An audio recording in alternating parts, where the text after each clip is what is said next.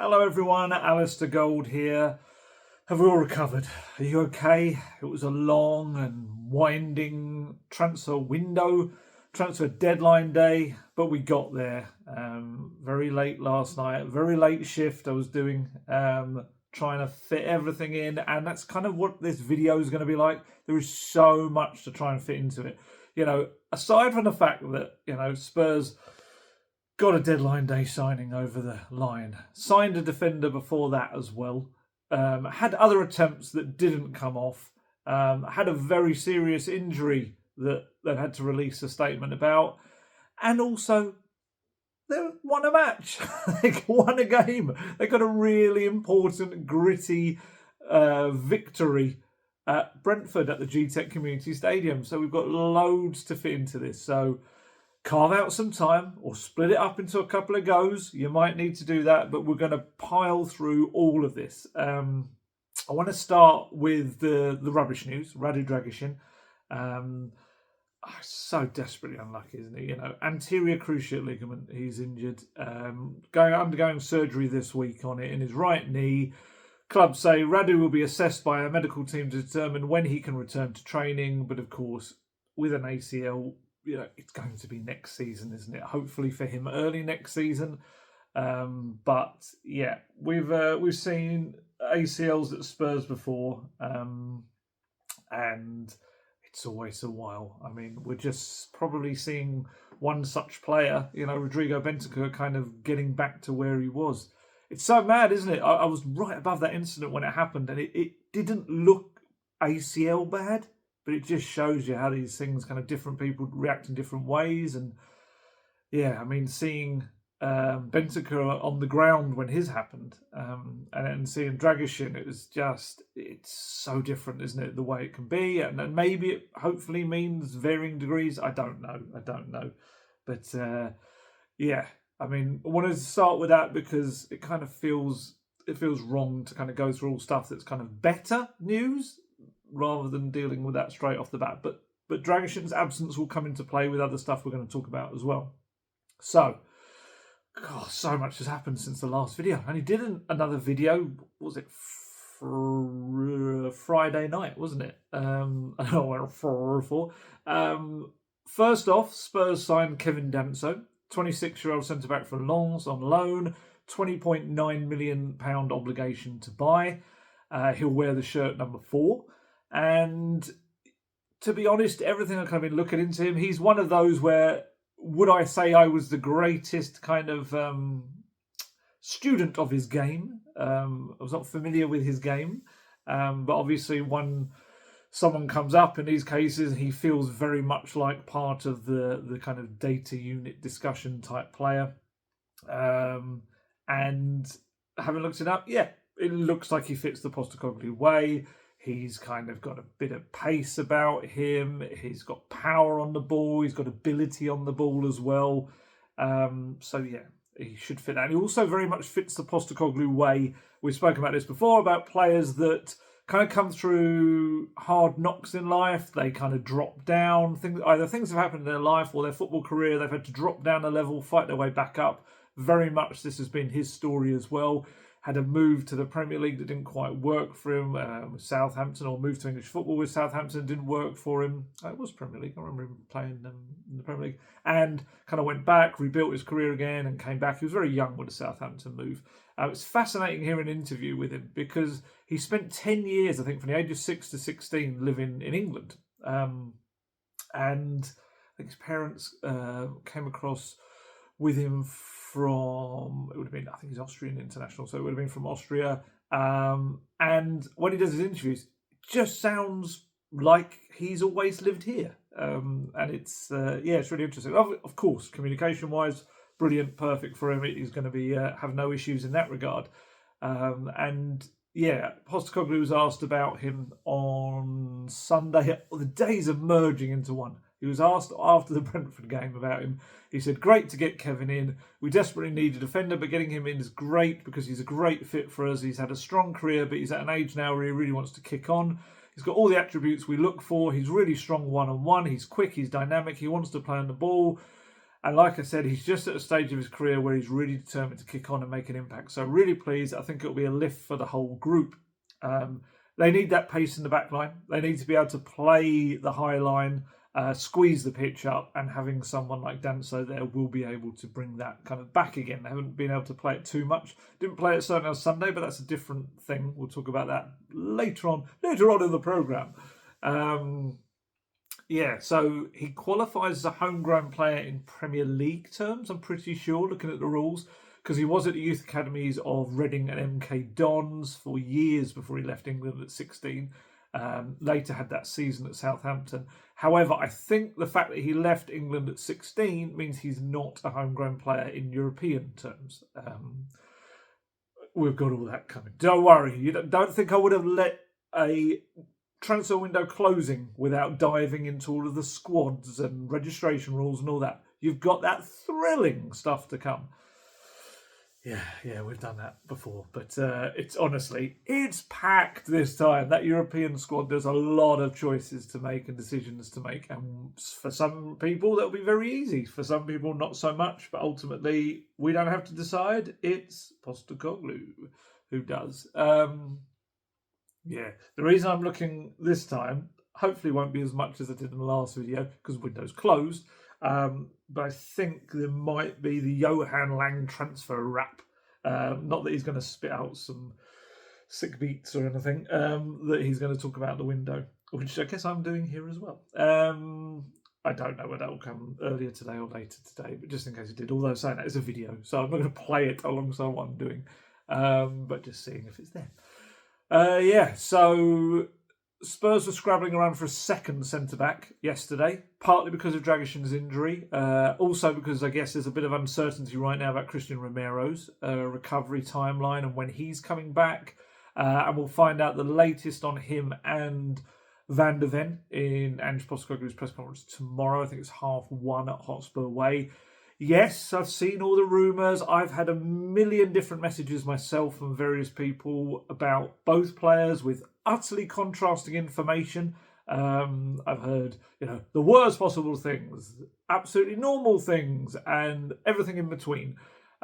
So in these situations, it's always easier just to leave it to Postecoglou. We've got a press conference in, as I'm recording this, pretty much almost exactly 24 hours. To give the definitive answer rather than just guess without second source at this point, because that's what I do. That's what I do. Whether it's what people want to hear or not, I always want to second source stuff. It is an utter pain in the backside because it slows things down for me, but hopefully it also means that, it's exactly the reason I stick to it is because hopefully it makes what I say more reliable, more reliable, because will have had two concrete kind of sources backing it up. For instance, Sunday night, got back in from the Brentford game, was writing all my stuff up after the game, and I got told that Spurs were still in for Mathys Tel. Teal, sorry, it's Teal, isn't it? Mathys Teal. Couldn't get a second sourced, so what I did, anyone that read my piece early on Monday morning might have noticed I hinted towards the fact that Spurs might be keeping an eye on the situation with other clubs falling by the wayside. I couldn't really go any stronger than that because, like I said, it was only one source I'd got it from. But lo and behold, here we are. The 19-year-old is a Tottenham Hotspur player, temporarily at the moment. But so that kind of just gives you, not that you really need it, but an insight into how it can be frustrating for me as well. Because I could have gone really strong on that yesterday morning and we'll be sitting here going right now. But hey, I prefer the way I do it. It kind of just makes it. It creates less problems, less errors, and it's fine. It's fine. That's just the way I do it. It's the way I always did it as a news reporter as well. I've said this before. Apologies for those who don't care for this sort of thing. But I used to work in news, so you'd be writing about kind of crime, death, really kind of serious subjects. And if you got anything wrong in that, you're in big trouble. And also you could cause a lot of distress to a lot of people. So I think it comes from that. And that's kind of the attitude I try and bring into this as well. Means you're not always going to be first. You're going to get a few things first. But hopefully it means you're right more often than not. But there you go. Anyway, enough about that. Let's talk about Teal, Mathys Teal. I always thought it was Tell, but I heard it being pronounced a lot of times yesterday as Teal, so that's what I'm going to go with. Anyone from France or Germany, please do correct me if I'm wrong. The reason pretty much that we have Mathys Teal as a Tottenham player right now is twofold. One, of course, there's no getting around it. Other clubs weren't able to get a deal done. And secondly, the calming, inspiring words of Ange Postecoglou, who had a lengthy chat with the player yesterday morning. And whatever was said in that long phone call or that long chat ended up with Teal on a flight coming over to sign for Tottenham. Yeah, I mean, how many times have we heard that now that players coming in and they talk about their chat with Postecoglou? Last 18 months, it's kind of littered with players that have all said, yeah, I signed because of the things he told me. And I guess his brand of football is an exciting one, a good one to be able to sell. It's, we've heard players that currently play for Spurs have said, it's the kind of football I want to play. It's the football that Deki Kulusevski was only saying it the other day. It's the football that I identify with and stuff like that. So, especially for attacking players as well, it's going to be a sell, something that you can sell quite easily. I think we know Teal, I'm going to call him Teal, everything. Although, saying that, Spurs have done all these things about show and tell, haven't they? And they've done loads of puns on it. That doesn't work with show and Teal. I don't know. Let me know. Please, help me, help. I sound like Postecoglou in the transfer window. But yeah, so Teal or Tell, certainly, I'm going to ask someone as we're doing this, see if I can get a more, so I can stop. Sorry, I know this is unprofessional, but otherwise you're going to have an entire video of me doing completely wrong. Might get an answer to that maybe as we're doing this. So, yeah, we know he was looking as not becoming a Tottenham player. There was, I think it was a £50 million straight permanent transfer that looked to be agreed with Bayern last week. And, well, hey, just spoke about it in the last video. We don't really just need to go into all of that again. It kind of got rejected. The player wasn't coming. Then we have other clubs coming in and being unable to get any deal done. And then we had the Postecoglou chat. And I would imagine for Teal himself, he would have been needed to be kind of convinced about game time being one of them, his development. And there's certainly people back in Germany that suggest that he wants to play more as a striker rather than a winger, or that's certainly the best area for him. It's interesting, really, because I think that would have been quite an easy sell for Postecoglou, because in his system, the wingers have license to get into the box and score just as much as strikers do, if not more. I mean, Postecoglou could have pointed to his team and said, you know who the top scorer is? Right winger, Brendan Johnson, 12 goals. Then he could have looked to the left and said, Sonny, left wing, 10 goals. I mean, you've got Solanke's got 11.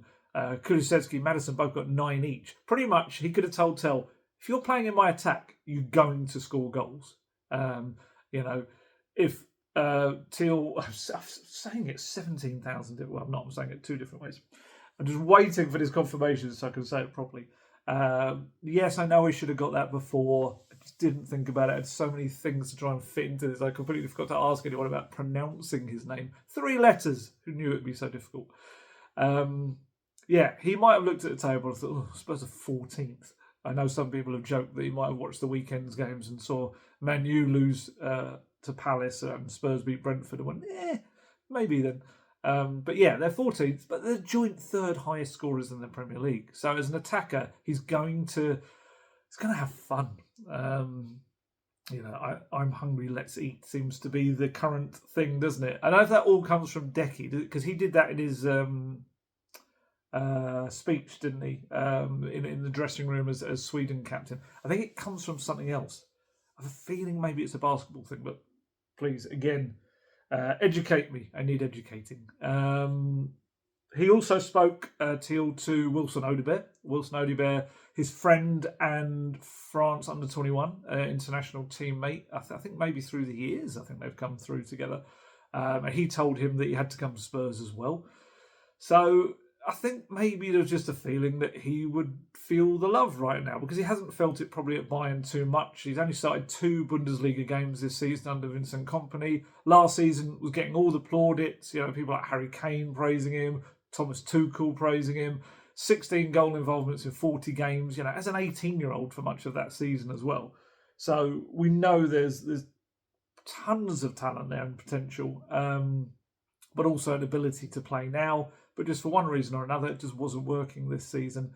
And yeah, I would, we've spoken before about Postecoglou not wanting players that didn't want to come to him. I would imagine in that long chat, he would have got a sense that maybe with a bit more information about his system stuff and everything that he would have told Teal, that he could have come back to him. That he kind of understood it more, and then there was an understanding. That's what I'm thinking. Maybe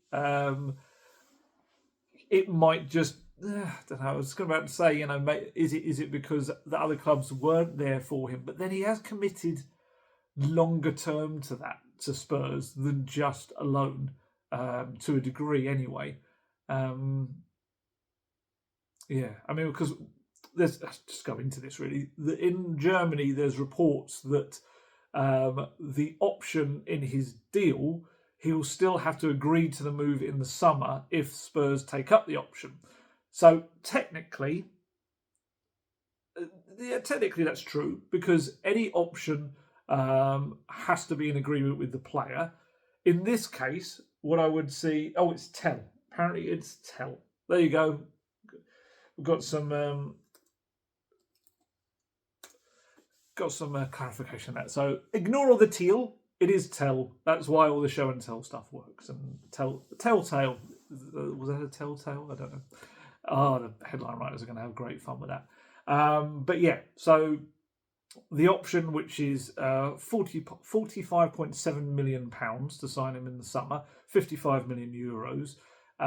Yes, with any option, technically, the player would have to agree to having that option. But what I would say is, in this case, Tell and Spurs have already agreed an overall a 6-year contract. And he and his representatives have thrashed that out beyond this loan. So there is already this agreement for what goes forward after that. Certainly no qualms from the Spurs side of things that if they take up the option to buy him, that he's already agreed. But yes, technically, you could argue that he still has to give the absolute go-ahead to that, but certainly seems to be no issues or qualms within the club about that.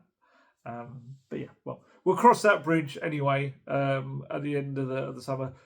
Hopefully he's an amazing success. But we've seen it go the other way when these things haven't worked. Jedson Fernandez was one. There was a buy option with him. Do you remember that? In Mourinho's time, it just didn't work out. It felt like it was going to, but it didn't. But hopefully things are different with Mathys Tell.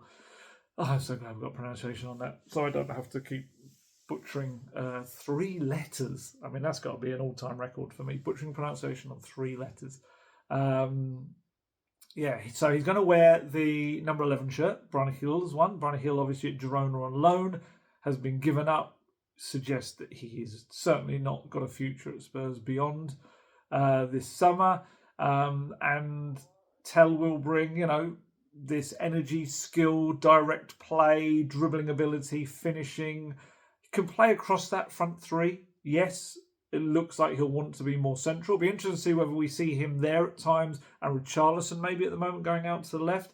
Obviously, they've got Solanke, who is very much going to be the main striker, you would feel, but Tell will certainly push him for that. But also, as I've said, Postecoglou will show and tell that as a winger, you're going to score just as much, and I'll get you into those positions where you're going to be a striker. Whenever the ball is on the other side, I want you in the box. And that's going to kind of...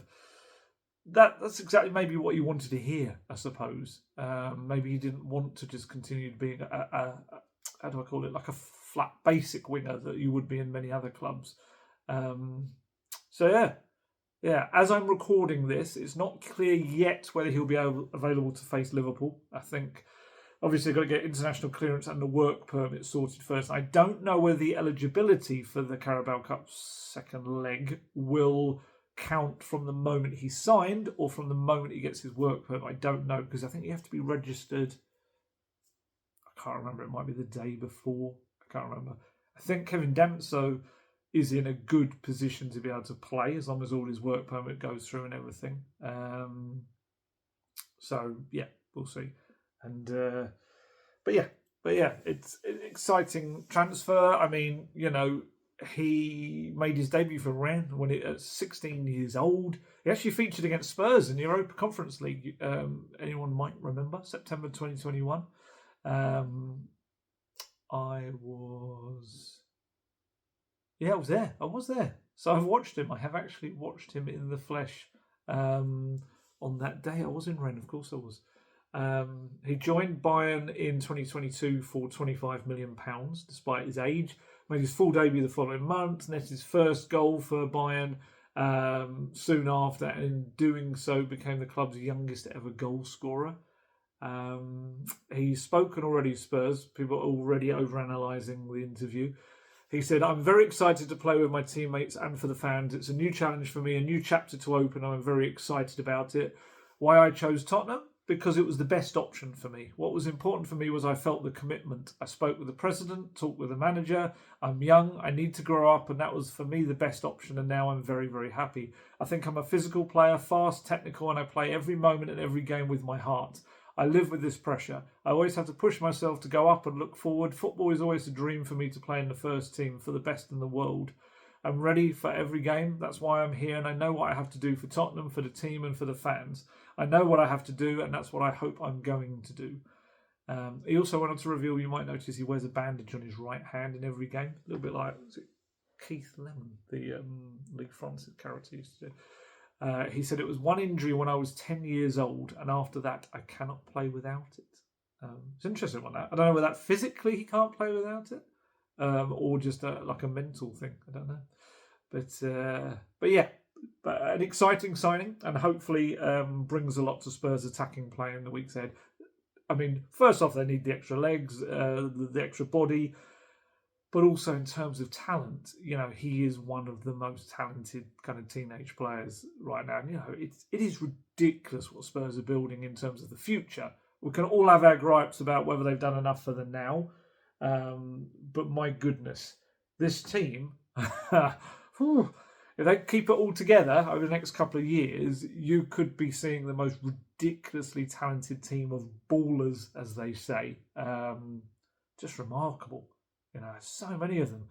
I mean, just off the top of my head, Gray, Bergvall, Odebeer, Vuskovic, Tell now as well. We'll see what happens with Yang. He's headed out to QPR on loan, and we'll see kind of where his career goes as well. I mean, even Jed Spence is so young. Kinski, 21 years old. I feel like I'm forgetting loads of people as well. But yeah, and that's not to mention the players in the academy like Jamie Donnelly, Alfie Devine. Alfie Dorrington may come back, with everything he needed. Ashley Phillips from their loans.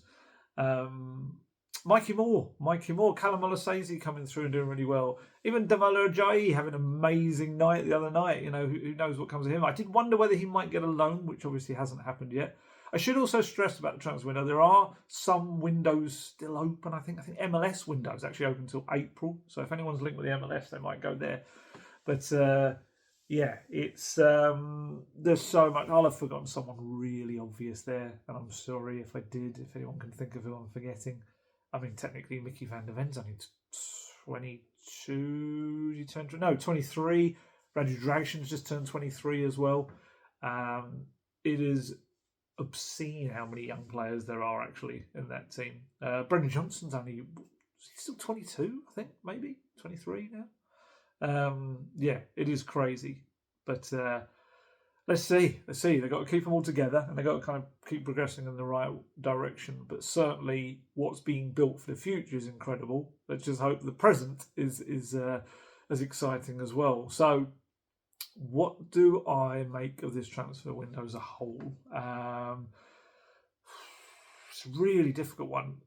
I do think it's somewhat ironic that Postecoglou kind of had to save the day at the end and help the powers that be get the deal over the line, because let's be honest, he probably hasn't had the help he needed this window. I think that's fair to say. The fact that, it's taken this long, they've got there, but has the damage already been done? From the outside, 3 January signings, this will actually go down as Spurs' busiest transfer window in the winter window since the 2008-9 season. Harry Redknapp came in, you might remember, he brought back Defoe, Keane, Pascal Jambonda came back, Wilson Palacios came in, I think, from Wigan as well, was it that month? Carlo Cudicini came in as well. So he got 5 signings. What Postecoglou, how much he would have loved 5 signings this month to be able to work with, in a month that has just sent players to the treatment room non-stop pretty much. And don't get me wrong, Tell, Danso and Kinski are all going to be terrific additions. They really are. I think they're really going to be valuable in their different positions over the months ahead. But like I said, the problem for Postecoglou and Tottenham has the damage already been done. The lack of fit players this month, or last month, playing every 3 days. They've picked up more and more injuries along the way because of tiredness and fatigue and things like that. And most games in the last 4 weeks, Postecoglou's had probably between 10 to 14 players unavailable. Look, he'll be excited about his players. You've got the excited, talented Tell. You've got the speedy, strong Danso, confident, acrobatic Kinski. You've got these 3 players, but I'm sure there must be a part of Postecoglou that's wondering, what took you so long? Like, why now? Why did the 2 outfield players arrive in the final days of the window? Many might think, could they have been brought earlier in the window? If Spurs had maybe pushed a little bit more in terms of the financial side of it, could they have brought both of those players early in the window? And that maybe could have, I'd say certainly would have prevented maybe 1 or 2 of the defeats. Certainly could have prevented some of the injuries that have occurred. Others might argue that those 2 players maybe only became available as January wore on. I would be surprised myself. I would have thought with a little bit more financial push, you might have been able to get them in that bit earlier. But this is the Tottenham way, isn't it? Exploring opportunities. I would be stunned if those 2 outfield players especially had come in earlier in the window, the first 2 weeks, whether Spurs would be 14th right now and whether some of those recent injuries would have happened. A lot of them are muscle injuries, or a fair few of them are muscle injuries, but even with freak injuries, Dominic Solanke's knee, twisting it while he's taking a shot, not being challenged, or, even Rado Dragishin, we now know the anterior cruciate ligament injury.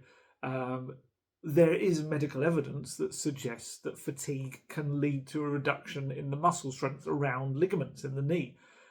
Look, I'm not saying that's definitely the case, because there's every chance that a fresh and fit player in exactly the same scenario could have got injured in exactly the same way. Absolutely. But there's no denying that fatigue increases the risk involved in various injuries. It surely would have been a help in certain respects if Solanke hadn't played as much as he had.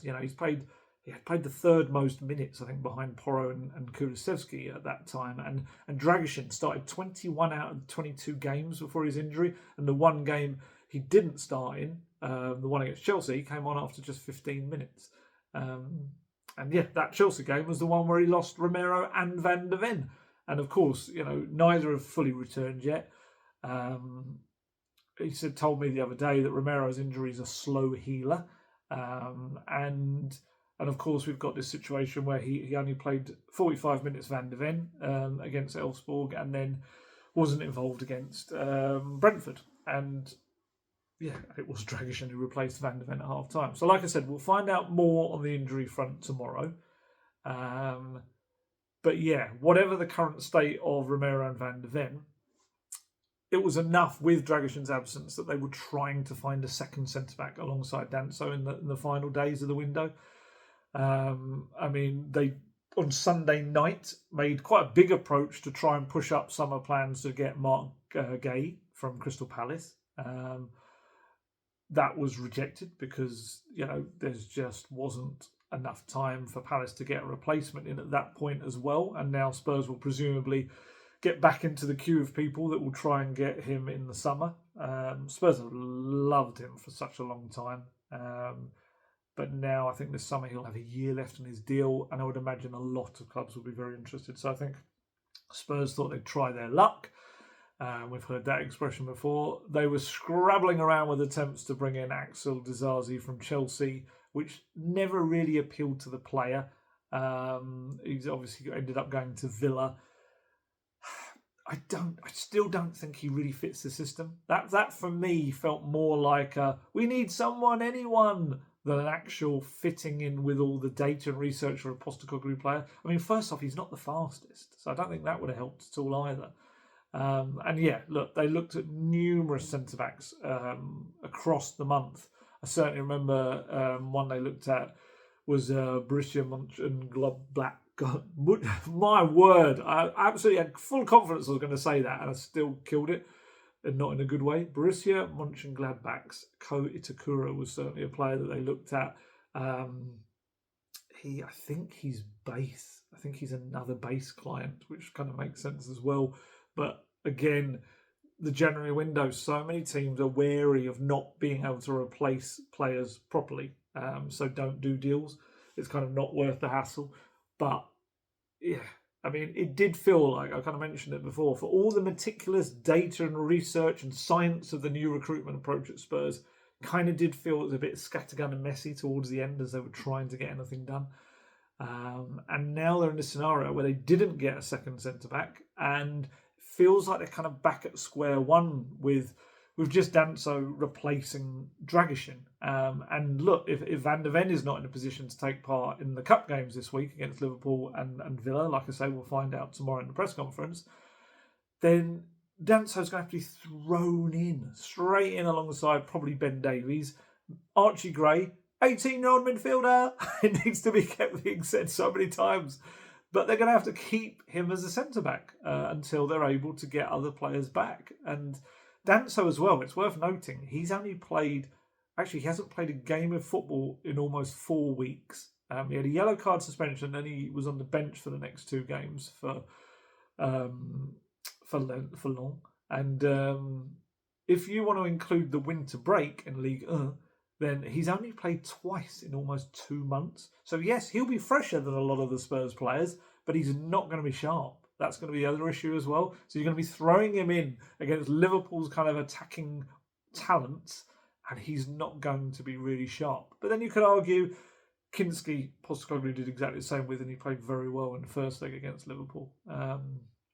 Whether it's different for a goalkeeper or a defender, maybe, I don't know. But it's going to be interesting to see what he does in that area of the pitch now. I mean, he does finally, after about 3 months, have on the horizon a couple of currently midweeks free. It's like amazing things. Although, if Spurs can avoid defeat at Anfield on Thursday night and get through to the Carabao Cup final, then the Fulham game gets brought forward. And I think it would be between the Man United and Ipswich matches. So you only get 1 free midweek.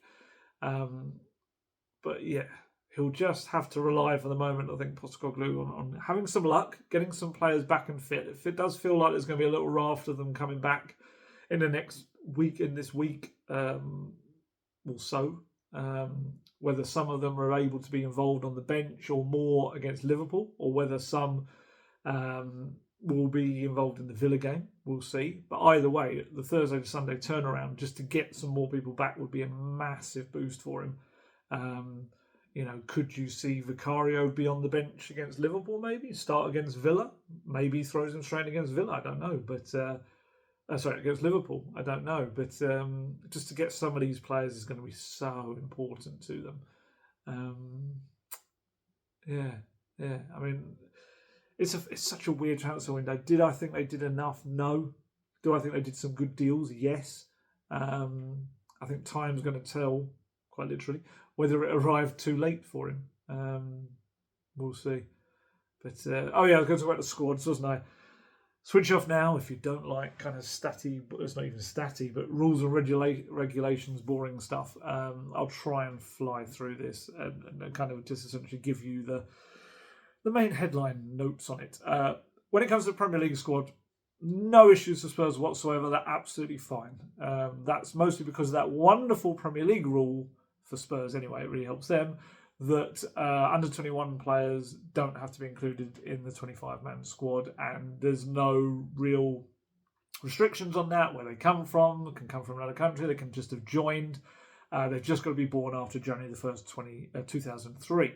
So that means Kinski and Tell do not have to be registered in the main squad. Neither will Luka Vuskovic next season, or Heung-min didn't have to be registered as well before he headed off to QPR. And as I said earlier, looks like Danso qualifies as a homegrown player because of those years in England when he was young. So that's great. So, yeah. Premier League non-homegrown players, Spurs got 14. They're allowed 17. All good there. Premier League homegrown players, they've got 9. You just need a minimum of 8, so that's fine. They're within their limits. The under-21s list, you've got players like Archie Gray, Lucas Bergvall, Odegaard, Kinski, Tells, Dane Scarlett's in that as well. So Premier League, all good, all fine. Don't worry about that. And then just in the background, hello, I'm the Europa League. I don't know what country they're from, but Europa League, that's where things get complicated. They really do. And I know we've been here before on many occasions, and it's not going to get any better because of the club trained rule. That's going to be something that Spurs kind of need some of these 18-year-old signings that they've made in the last 6 months to a year to become their club trained players. So, yeah, the reason this is really messy, I think it's going to take 3 years for that to happen as well. So the reason it gets messy in the Europa League and any European competition is mostly because that under-21s list that the Premier League has does not apply in the same way in Europe. It doesn't work like that. So in Europe, the rules are you've got 25 players on your A list. That's what you're allowed to have. 2 of those must be goalkeepers. 8 of those 25 places are reserved exclusively for locally trained players, and no club may have more than 4 association-trained players listed among those 8 places. If a club have fewer than 8 locally trained players in their squad, then the maximum number of players on list A is reduced accordingly. So that's the reason that Spurs can only name 23 players in their squad rather than 25, because currently the only club-trained players they have are Brandon Austin and Alfie Whiteman, 2 goalkeepers. Just to give you, so you understand, a club-trained player has to have been on the club's books for 3 entire seasons between the ages of 15 and 21. Okay, so that's that. Then you've got the association-trained players. Those are the ones who have been on the club's books for 3 seasons or 36 months between the ages of 15 and 21. Danso doesn't fit into that category because he left England at 16. Sorry, any club's books, that is. So Danso doesn't fit in that because he left at 16. But maybe Lucas Bergvall, Archie Gray, Vuskovic, Yang, players like that in the future, the 18-year-olds maybe will be able to fit into that category because they might make it between the 18 and 21. We'll see. We'll talk about it in 3 years if I'm still alive and Spurs haven't killed me off. Then there's the B list, which is kind of Europa League's version of the under-21s list, but unfortunately it's not open to everyone like it is in the Premier League. The B list, you've got to be, again, born after January the 1st, 2023, on or after that. But you have to have been eligible to play for the club for an uninterrupted period of 2 years since their 15th birthday, or for a total of 3 consecutive years with a maximum of 1 loan period to a club from the same association for a period not longer than 1 year. So the only person that could go on that would be Dane Scarlett, I think, because he had already been there for 3 years before his recent loans anyway. So I think he would be on that list. So yeah. But none of the other current crop of signings can go on that because they have not been at the club for long enough. So all of that means the Europa League squad is absolutely overstuffed in every aspect, in both the non-locally trained spots, foreign spots, whatever you want to call it, and the association trained ones. And like I said, you can only name 23 players in total because you can't fill the two other spots in the 4 club trained spots. You still with me? I hope you are. If you're not, play it back at very slow speed. So that leaves us, take away Austin and Whiteman, that leaves you 21 spots to fill in the squad. That's a maximum of 17 non-locally trained, of which Spurs have 19, and anything beyond 4 association spots, Spurs have 7. So anything over that 4 association trained have to be fitted into the main group of 21 it is. And on top of that, excuse me, Spurs can make 3 changes to their squad for the knockout rounds. Doesn't matter if they played in European competition or not. That changed in 2019. They can still play for a different club, whatever the tournament in the knockout rounds. So Spurs obviously don't play till March in the round of 16. Postecoglou is going to have some decisions. So Jed Spence and Sergio Reguilon were not registered anyway previously in the squad due to the numbers already being 2 over. Postecoglou will have to decide now, does Spence come in? You would think with his versatility and his performances, he has to. You would think. He has to. In my mind, he has to. But then you've also now got Kinski, Tell and Danso to fit in. But only 3 players can come in. So you've got to pick 3 from those 4 players. So Reguilon's not going to get in there, is he? Spence, Kinski, Tell and Danso, you've got to pick 3 of those to come in if you're making 3 changes. Danso, you would imagine, replaces Dragishin because that's unfortunately him done for the season.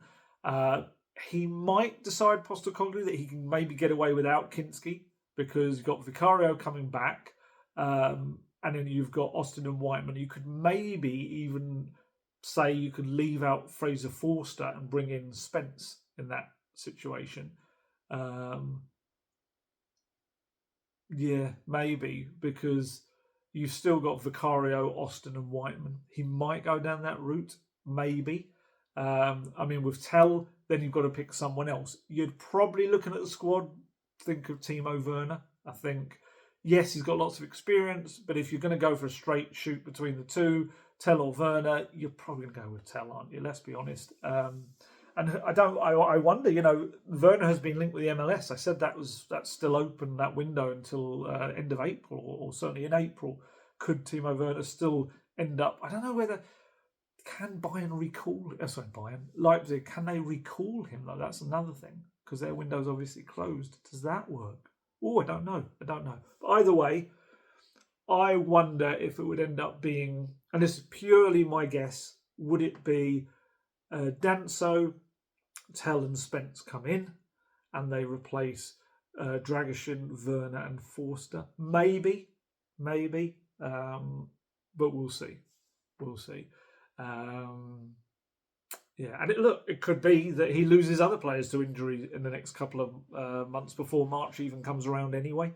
So he could lose someone for a long period of time, and then he might decide, well, that kind of makes a decision for me. That allows me to bring in that other player. So we'll see. So yes, like I say, so currently 19 non-locally trained players instead of 17. Association trained players, 7 currently, when really you only can fit in 4 into those little slots for that, and 2 club trained players.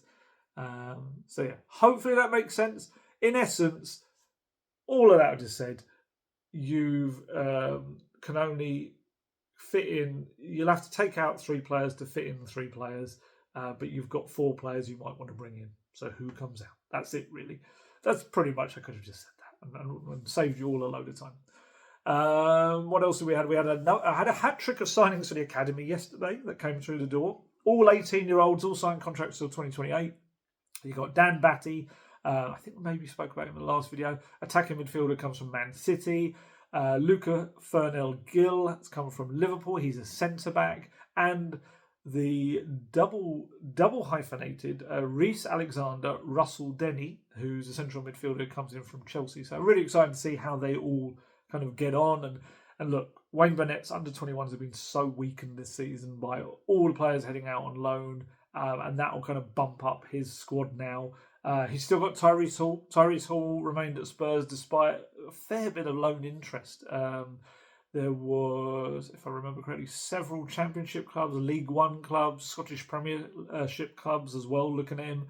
But for one reason or another, it didn't happen. So I guess for him now, it's just going to be a case of kind of continuing to impress, because he has for the under-21s. He's done very well this season.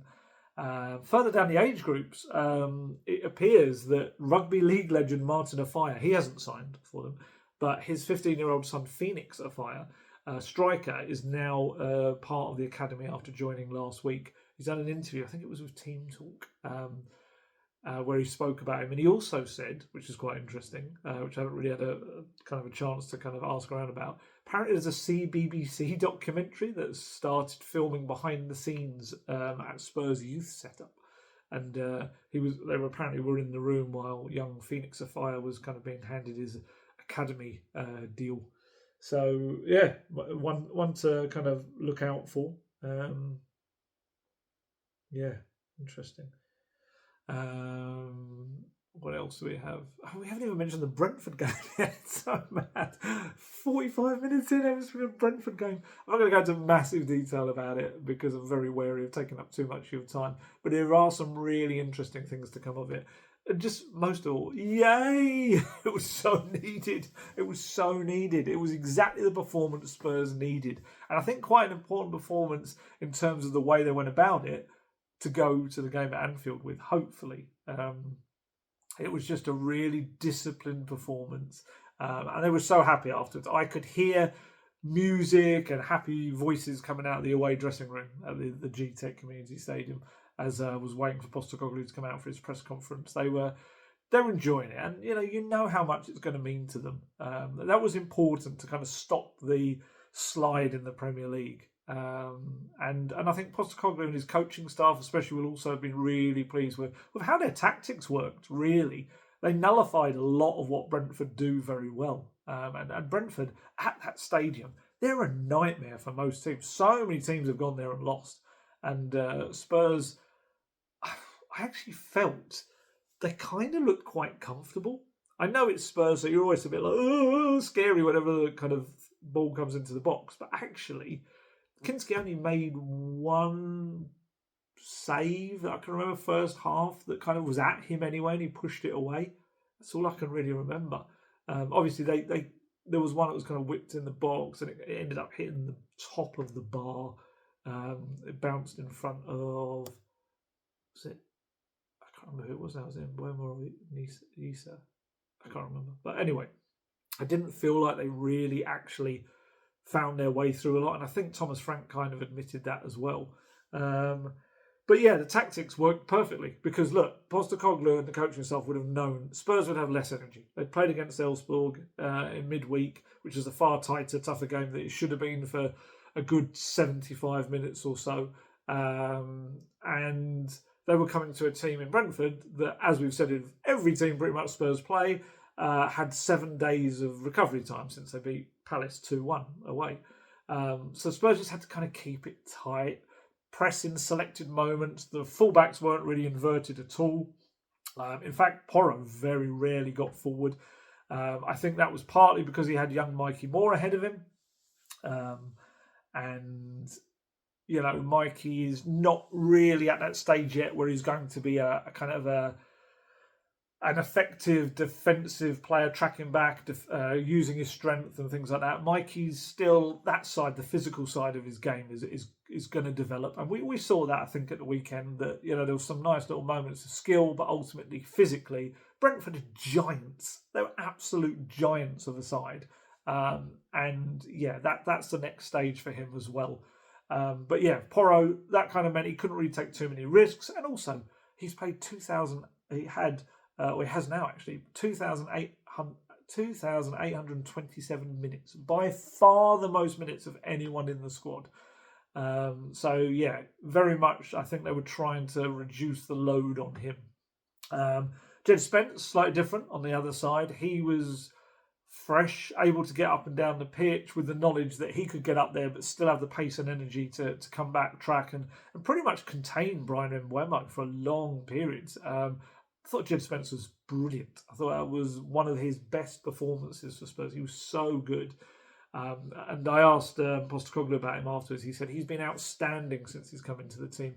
He's had to bide his time. It's fair to say we needed Jed to be really patient and also just mature a little bit. And I think he has. And once he got into the team, he looked fantastic. He was important for us today. I think we missed him the last couple of games. He's one of those defenders that loves the challenge of taking on the elite in the Premier League wingers, and there's some outstanding ones. And Brian Mbeumo's right up there, especially here. You could see he loved that challenge. Like I said, that's another reason we kept Mickey on ice. Knowing Jed was back in was going to help us enormously. So pleased to get him back in the team. He'll be important for us until Destiny gets back. He'll be important for us in this period. I don't think he meant that in quite the way it came across, those last lines. I saw people getting a bit annoyed about it. I think he's mainly talking about the left back spot.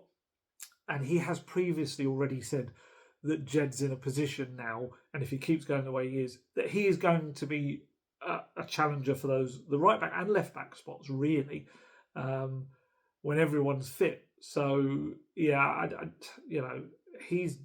Both of them have been really good for each other. Spencer's come in and really helped Postecoglou out. As he said, he felt he had to kind of mature a little bit, and that's happened clearly. And yeah, I think Postecoglou has been good for Jed Spencer as well. He's got the best out of him, most out of him than any manager. Well, he's actually playing him. You could argue it's out of necessity, but let's be honest, he was not getting game time beforehand. And he's got him in there, he's got him playing, and he's probably playing the best football since he was at Forest on loan. And you could actually argue, on loan from Middlesbrough, you could argue that he's probably even better now because he's doing it at a Premier League level, at a higher standard. But yeah, so yeah, I wouldn't read too much into that. Yes, of course, Destiny or Doggy gives you more natural balance. And I think just Jed being there is going to push all of them on. I think all of them are, and I would imagine there'll be another left back come the summer fighting for a spot as well. But yeah, he's doing superbly. There's no beating around the bush. He's doing absolutely brilliantly, and just needs to keep him fit. I think he's, like Postecoglou said, he's been so important to the team.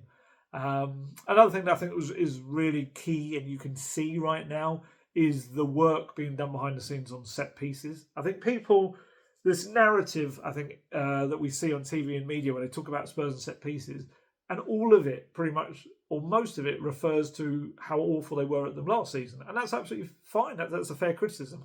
But I think they're taking it as a whole rather than looking at it this season. And it has been a big improvement. From what I understand, the two of the assistant coaches, Nick Montgomery and Mile Jedinak, have been really working closely together on the training pitches at Hotspur Way, hours upon hours with the players, just improving their kind of routines and excuse me, and their coordination, their understanding of what to do at set pieces at both ends of the pitch. And I think the difference is clear.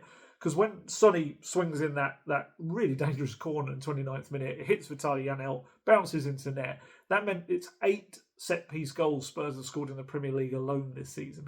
That's just 2 fewer than the much-lauded set-piece kings, Arsenal. Just 2 fewer than them in the Premier League. And, at the other end of the pitch, they've only conceded 6 in the Premier League from set-pieces, which that's fewer than Arsenal, fewer than Bournemouth, these kind of much-praised teams right now. And just to put that into context as well, so 6 goals conceded from set pieces. Man United have conceded 11. Wolves have conceded 17 from set pieces, which is madness. And I think what makes all this set piece work all the more impressive is that those coaches, Montgomery and Jedinak, have been doing this without key defenders and without many of the taller players as well. Because, Romero, Van de Ven, even Solanke, kind of a big aerial presences in the box at both ends. Whereas you've got now players like Ben Davies and Pedro Porro, they'll throw themselves at everything, but they're not the tallest. Archie Gray, 18-year-old midfielder, he's having to be trained to be a centre-back. He admitted, he hasn't been a centre-back since he was a schoolboy, and he'd admitted the other day that Ben Davies pretty much talked him through the entire game, which is just, Ben Davies was brilliant. They were both superb. Even Jed Spence, he's not the tallest. He's one of those where I think I spoke about this in a previous video. I kind of assumed he was taller than he is. He's only 6 foot. It's like only, but, compared to some of the defenders, especially Brentford. I was watching, I think I was sat next to Dan from the Evening Standard. We were watching the game, and the one corner that Brentford had was either a corner or a throw-in or something, whatever they were lobbing into the box. I looked at it and just said to him, they're giants. There were about 4 or 5 players that looked about 8'3". They are so tall. And yeah, they all did so well, the Spurs players as well. They looked well drilled. And you had Richarlison as well was important. There was one, he took on his forehead like a shot that was like, it was very brave. It must have stung. And they are right up there, Spurs, in the stats now with attacking set pieces, with defending them. It's about crosses as well. Brentford put 30 into the Spurs box, 30 crosses. And that's not counting the long throws they were lobbing in there as well. But the Spurs held firm. Back-to-back clean sheets. Kinski played his part as well. A couple of important punches away. His first ever Premier League clean sheet. So, yeah, it's one of those things. It's going to go under the radar. Next time Spurs concede from a set piece, which they will, because all teams do. When they do, you'll suddenly hear, Spurs from set pieces, classic Spurs. They've not been this season, honestly. Let people know. Spread the word. But it's got to keep improving. Of course it has. The defender's got to improve as a unit, and hopefully it will, even though, again, they're without so many important key defenders.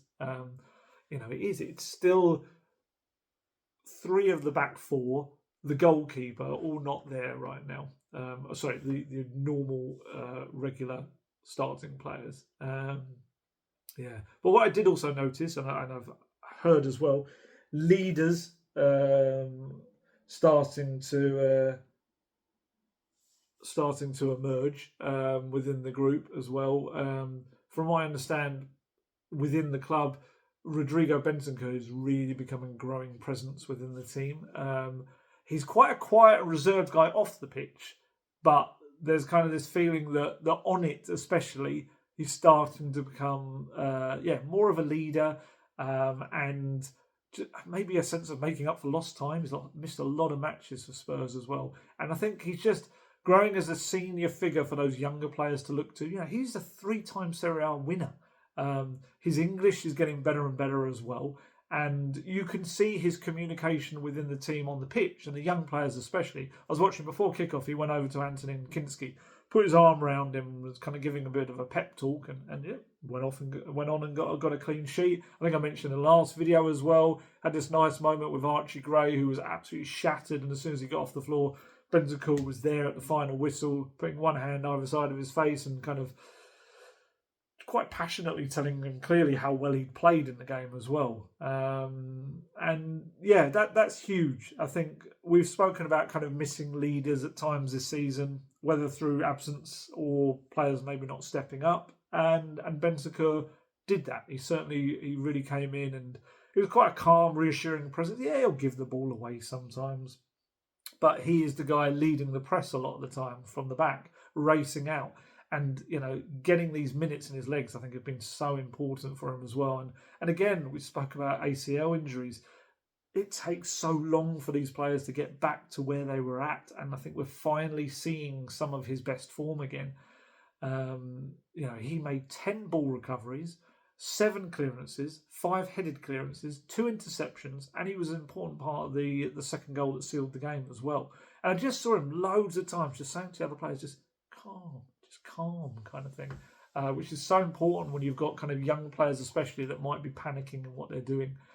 All of the back line had loads of defensive stats, to be honest, really good ones. Porro led the way, 21 defensive actions, and Davies, Gray, Spence all had loads as well. He did so well. Postecoglou was asked again, I think I've asked him this before, but he was asked again after the game whether Archie Gray could become a centre-back. And he actually kind of slightly changed his answer. He was just like, who knows? But you can't lose sight of the fact that he's never played there before. I just think he's a fantastic player. I'm so pleased he's at this football club. He's a fantastic kid as well. Just wants to learn. No task is too much for him. He tackles everything with a real kind of calmness and belies his years. He wants to learn. He wants to get better. We're just very, very fortunate to have him at our football club. Whatever position he ends up playing, he's going to be outstanding. He has that attitude of wanting to improve, wanting to get better. He's already set a high benchmark. There aren't many 18-year-olds who you could throw into the Premier League, play out of position in such an important area of the park, and handle it the way he has. Just brilliant. Yeah. It's just, I cannot extol the virtues of Archie Gray enough. I just think he's brilliant. And I was so happy kind of for Ben Davies alongside him, who, you know my thoughts on him, such an underrated player and just continues to be there when Spurs need him the most. I thought Sonny, I thought really in the last couple of games has stepped up his game again, which is fantastic. And really kind of being the captain he is as well, which is so important because Postecoglou does not give his leaders an easy ride. He really doesn't. If you thought maybe the leadership groups at the club got a little bit of leeway in the past under previous managers, they do not under Postecoglou. He is quick to let the captains, the vice captains, the older players know exactly what he thinks of their performances in team meetings as well. He will very much make it clear. Maddison's kind of said this publicly as well, and I feel like he would have been really happy with Son's performance. He really stepped up, and it wasn't just the attacking work. He packed in the defensive work as well. 5 ball recoveries, 3 clearances, 3 headed ones. I think I mentioned in the Elfsborg game, there was one point where he ran diagonally across the pitch, the entire pitch to kind of do some covering really well. And I feel like he has up that. And look, having only played 45 minutes against Elfsborg would have helped. He's in his 30s. He needs extra recharge time, not being battered and playing every single minute. So that would have helped, of course. But yeah, crucial in big moments. Of course, the corner, the winning off Janelt, but also pinpoint pass into Pat Mathys's path. Lovely goal that was. It kind of started with, I think Kinski played out to Bergvall. Bergvall had to slide in and get the ball out to Gray. Gray was under pressure but got away from it. Played the ball to Kulusevski. Kulusevski played it to Bentancur. Bentancur strides forward, plays it to Son. Son spots Sarr making a perfect run and picks him out brilliantly. Sarr pokes it through the legs of the goalkeeper. And we all breathe a sigh of relief. I'm able to write all my post-match stuff, knowing it's not going to change in the last minute or so. And the travelling fans, were all rather jubilant and enjoying themselves. There was some nice stuff between them and the players and Postecoglou at the end of the game. Yeah, happy again. I mean, it's 2 wins, back-to-back wins, back-to-back clean sheets, 5 goals scored. Lovely jubbly. Just need to continue it now in these next 2 huge games. Absolutely huge games. Like I said, feels like the cavalry's on the horizon.